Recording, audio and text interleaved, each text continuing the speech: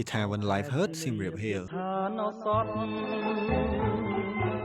រដូវកាលបៃតងនៅសៀមរាបបាននាំមកនូវទេសភាពដ៏ស្រស់ស្អាតនិងបទពិសោធន៍ដ៏ពិសេសសម្រាប់ភ្ញៀវទេសចរជារដូវកាលដែលមានសណ្ឋាគារនិងរមណីយដ្ឋានជាច្រើនត្រៀមទទួលស្វាគមន៍ភ្ញៀវពីគ្រប់ទិសទីតែជាមួយនឹងភ្លៀងធ្លាក់ក៏ជាពេលដែលសត្វល្អិតចាប់ផ្ដើមកើនឡើងផងដែរមូសស្រមោចកន្លាតនិងកណ្ដុរអាចចូលមករំខានក្នុងអាជីវកម្មរបស់អ្នកការប្រទះឃើញសត្វល្អិតត្រឹមតែម្ដងក៏អាចប៉ះពាល់ដល់បទពិសោធន៍ភ្ញៀវបានដែរហើយអាចនាំឲ្យមានការវាយតម្លៃអវិជ្ជមាននិងបាត់បង់ទំនុកចិត្តពីភ្ញៀវថែមទៀតផងហេតុនេះហើយបានជាសណ្ឋាគារជាច្រើនជឿជាក់លើ Orkin កម្ពុជាយើងត្រួតពិនិត្យនិងកំណត់ហានិភ័យសត្វល្អិតនៅគ្រប់ចំណុចសំខាន់ៗជាមួយការអនុវត្តគោលការណ៍ Integrated Pest Management ដែលហៅកាត់ថា IPM គឺជាការប្រើប្រាស់វិធីសាស្ត្រចម្រុះដែលផ្ដោតលើការការពារជាជាងការកម្ចាត់ដែលមានតម្លៃសមរម្យនិងប៉ះពាល់ដល់បរិស្ថានតិចបំផុតរក្សាទីតាំងរបស់អ្នកឲ្យមានផាសុកភាពនិងមានសុវត្ថិភាពដើម្បីត្រៀមរួចជាស្រេចសម្រាប់ទទួលភ្ញៀវជាតិនិងអន្តរជាតិក្នុងរដូវកាលបៃតងនេះបន្តផ្ដល់ជូនភ្ញៀវរបស់អ្នកនូវបទពិសោធន៍នៃការសម្រាកលំហែប្រកបដោយអារម្មណ៍ធូរស្រាលគ្មានការរំខានពីសត្វល្អិតតាក់ទងមក Orkin កម្ពុជាឥឡូវនេះ